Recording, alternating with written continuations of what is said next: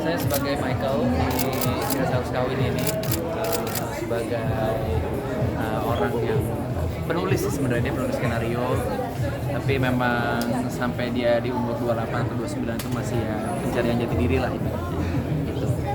Mau jadi apa gitu. Kan di sini aktingnya kayak ngondek gitu ya, susah nggak sih untuk seperti itu gitu? Belajarnya berapa lama?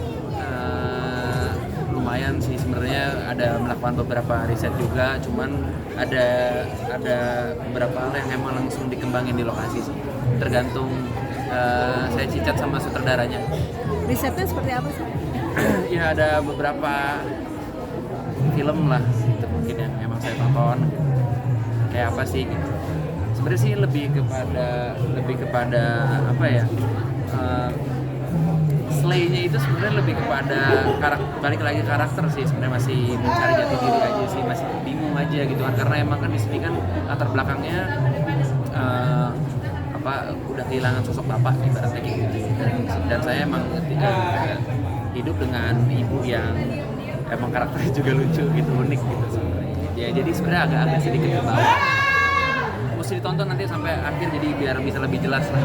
Sebenarnya nggak seslay itu banget.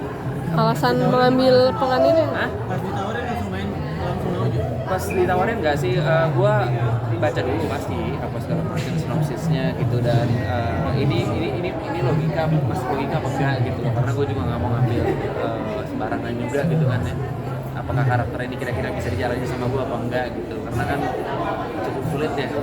Udah gitu syutingnya juga cukup lama, 1,5 bulan gitu, dan kalau misalnya lu nggak siap mental kayaknya agak pusing juga sih untuk ngejalanin itu. Cuman kan ini kan di bawah fun sih.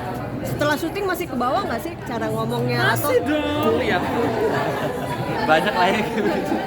Nah, cara mempersiapkan mentalnya gimana? apa? Cara mempersiapkan mentalnya itu Cara gimana? mempersiapkan mental itu sih ya. Justru biasanya kalau gue syuting lagi normal nih ya, ibaratnya kayak emang karakternya normal gitu. Tapi kalau misalnya udah lewat dari jam 10 malam tiba-tiba gue berubah gitu. Jadi ngondek Nah, tapi gitu. kalau misalnya ini sekarang nih gue lagi ngejalanin itu, tiba-tiba kalau misalnya udah lewat dari jam 11 malam gue tiba-tiba balik lagi jadi normal. Tapi kalau di set emang udah dibiasain kayak gitu atau gimana? Enggak sih, setiap gue masuk set aja sih. Profesional aja, on character. Kalau misalnya emang baru masuk set ya baru. Dan karena kita ada proses reading juga lagi di set gitu kan sama teman-teman lain. Dan terus-terusan kayak gitu capek juga kan. Adegan yang paling sulit apa sih di sepanjang ini gitu mungkin? Part gue sebenarnya lumayan cukup banyak ya, karena emang cukup complicated juga, semuanya ada berhubungan lah. Gue bantuin sahabat gue Yuki, gue bantuin teman-teman yang lain juga gitu. Jadi emang di sini sebenarnya bisa dibilang problem solver lah gitu. Emang ngurusin teman-teman juga gitu, tapi ngurusin diri sendiri aja sebenarnya belum becus gitu. Kayak gitu sih paling. Karakter apa lagi? Belum tahu sih, nanti kedepannya kalau ada yang nawarin belum tahu. Tapi ada adegan yang harus di retake berkali-kali nggak sih karena emang susah buat kamu?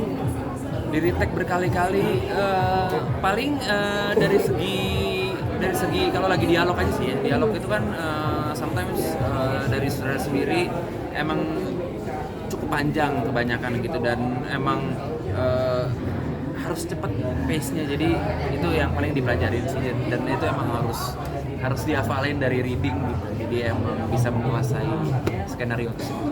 Tapi kamu takut gak sih? Apa nanti akan mencoba lagi karakter yang seperti ini? Ya mungkin kalau di film yang lain, ada di film atau di project yang lain memang dengan latar belakang yang beda ya kan, dengan cerita yang beda, ya kenapa enggak. Berarti nggak kapok untuk meranin yang seperti ini tadi ya?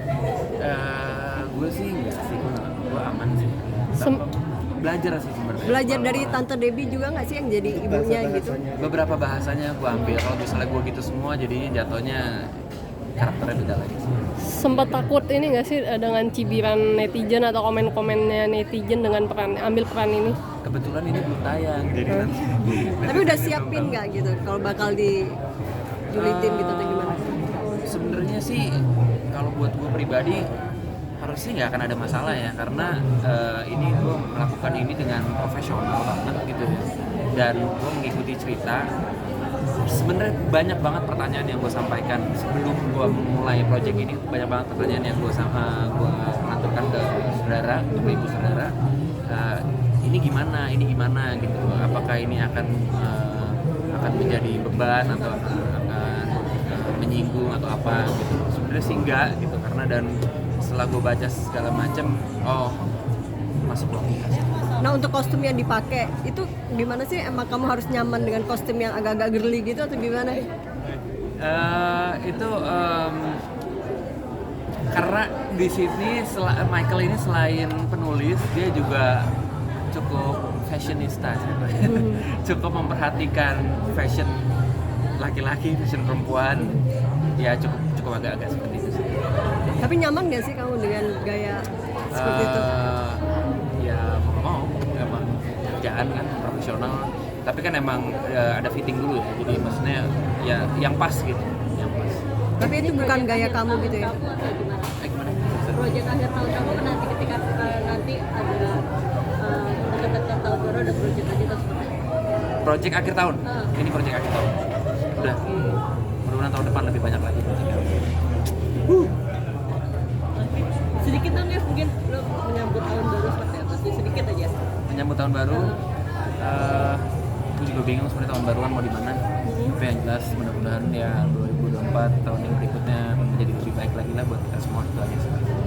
Untuk persiapan Natal ada ritual tersendiri? Natal saya seperti biasa ritual dari tahun ke tahun, pasti sama nyokap dan pasti ngumpul sama keluarga besar.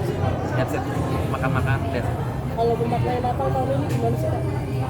Memaknai Natal tahun ini sebenarnya sih dari tahun ke tahun menurut saya Natal adalah hari yang paling spesial memang untuk diri saya dan juga keluarga, di mana yang pastinya selalu menjadi berkat sih buat keluarga.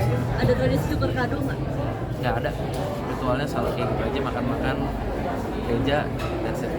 Sesimpel itu, sederhana. Iya. Ya doakan saja mudah-mudahan kedepannya ada lagi pekerjaan-pekerjaan yang memang saya bisa jalankan dengan Ada liburan akhir tahun, belum tahu. fokus kerja di rumah. Iya, tapi udah sih kayaknya nggak tahu deh, ntar lihat aja gimana. Berarti di sini liburan dong apa gimana? Iya, liburannya belum tahu kemana. Oke, terima kasih banyak ya.